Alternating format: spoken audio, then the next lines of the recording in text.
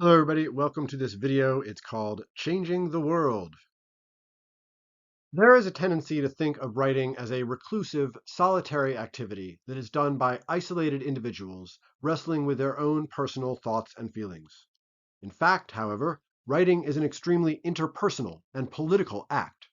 Not only do writers seek to engage an audience of other people, sometimes even vast numbers of other people, but writers are always looking to add something to the world that wasn't there before. New ideas, new stories, new things to think about. Nobody writes with the hope of leaving the world the same as it was before. The project of the writer is always to provoke readers into thinking new thoughts, imagining new possibilities, and reorienting conventional ways of seeing. This is true even when a writer doesn't have an explicitly political agenda, even when they are just stringing words together to see what happens. These words eventually go out into the world to influence the way that people think and feel. Even when writers are more concerned about what happens on their pages than what happens out in the world, words and the world are so interconnected that things that happen on a page inevitably leak out into people's brains, people's perceptions, and people's behavior. It is true that there are more direct ways of changing the world, most typically at the point of a gun. Bullies and psychos throughout history have tried to force social change through violence, but this strategy for effecting social change backfires as often as not. When people are subjected to violence, their primal instinct is to respond with violence, so that rather than resulting in social change, violence results in social fragmentation, dehumanization, and war.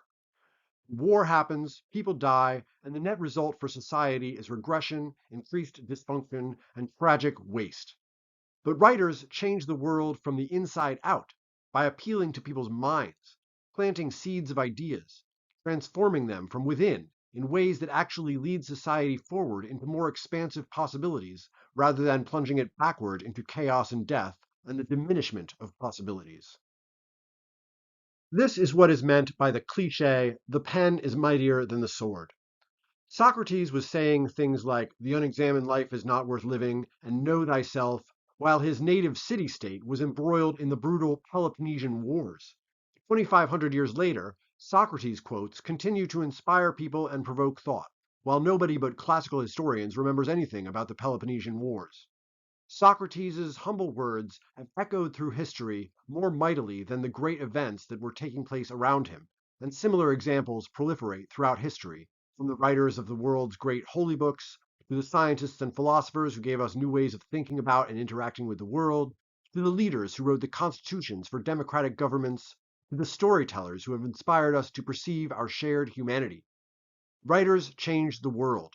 To paraphrase Michael Jackson, if you want to make the world a better place, open up a laptop and fill up a page. Anything you write has the potential to change the world. You never know. That's the great thing about writing something down. It can continue to live on for centuries and take on new meanings in unpredictable ways. Emily Dickinson never published most of her poems, but when they were discovered and published after her death, they transformed the language of poetry, and in many ways, whether you realize it or not, what you think poetry is and what it's for. The Dead Sea Scrolls were discovered thousands of years after they were written and transformed our understanding of the Bible, hence influencing the spiritual beliefs of billions of people in subtle but undeniable ways. The point is that writing always exerts a potential power, but writers who are intentionally trying to change the world in certain ways can use rhetorical strategies to exert a little more control, although never total control, over the effect that their writing has on readers. Isaac Newton, Thomas Jefferson, and Martin Luther King Jr. used these persuasive strategies in ways that helped their writing advance the kinds of ideas and social transformation they envisioned. And you can too. Focus on a thesis statement. We've been talking about thesis statements throughout this class, and this is because in academic and professional writing, thesis statements define the purpose and scope of any given writing project for both me as a writer and for anyone who winds up reading what I write. When it comes to changing the world, it can be helpful to be very specific about what kind of change should happen and why. And so thesis-based writing tends to be the most direct way of influencing human behavior, whether in boardrooms, in the classroom, in the voting booth, or in the private spaces of their own heads. A good thesis is plausible enough that people can believe it, but surprising enough that it requires some evidence or argumentation to support it. It has to address a question of values rather than a question of fact. Water as a molecule is not a thesis statement because there's not really a credible counterargument. But if I say, water tastes better than soda, then I have an argument to make, an opponent to confront, and a cause to fight for. A writer's thesis statement throws down a gauntlet and turns a piece of writing into a kind of cage match between the writer and the people who disagree with the writer, taking place in the limited confines of the essay itself. The effect creates an emotional dynamic that gets people's attention, for whatever strange reasons of humans' evolutionary psychology, and that influences them to root for the writer and correspondingly sympathize with the writer's point of view. Tell a story. We have talked in this class about the power of storytelling, and persuasive writers take advantage of this power whenever possible. When politicians want to impress a crowd with the impact of a law they passed, they might mention some statistics or analysis, but the heart of their pitch will be a story about a little old lady with a sick cat and the way her life was transformed from misery to prosperity as a result of this law. Stories get people's attention, but they also provide an important source of information about the world around us. If it is a story that comes from the writer's own life, this story has even greater impact, not only conveying a clearer sense of the motives that lead the writer to write about what they're writing about, but also helping to create an emotional bond with the reader, who may begin to understand the writer's perspective in more personal and intimate terms.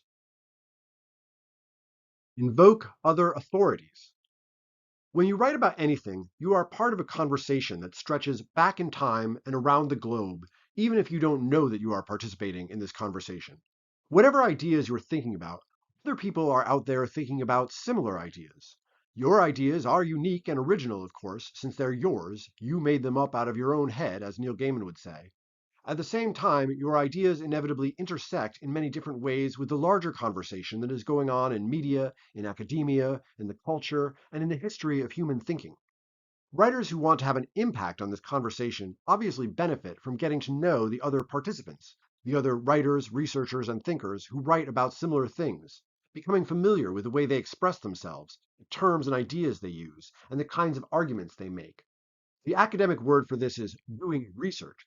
An important part of expressing your own ideas about any given topic is bouncing your ideas off of ideas expressed by other writers, responding to them, building and synthesizing their ideas, pushing back against them, and simply shouldering your way into the same rhetorical spaces that they occupy. In the process, you become an authority yourself and increase your own ability to persuade people to believe what you have to say.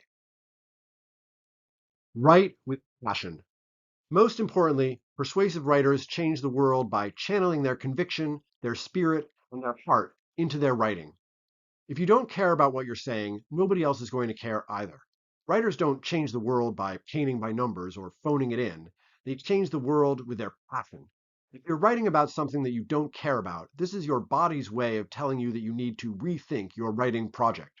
There's enough misinformation out there already without people adding to it by writing things that they don't really believe. Remember that you are you, and you are the only you.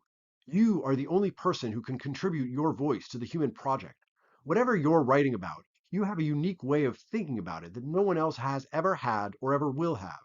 If you can find your unique personal connection to what you're writing about, it will be easier to find the words that help you communicate your ideas with authenticity and urgency.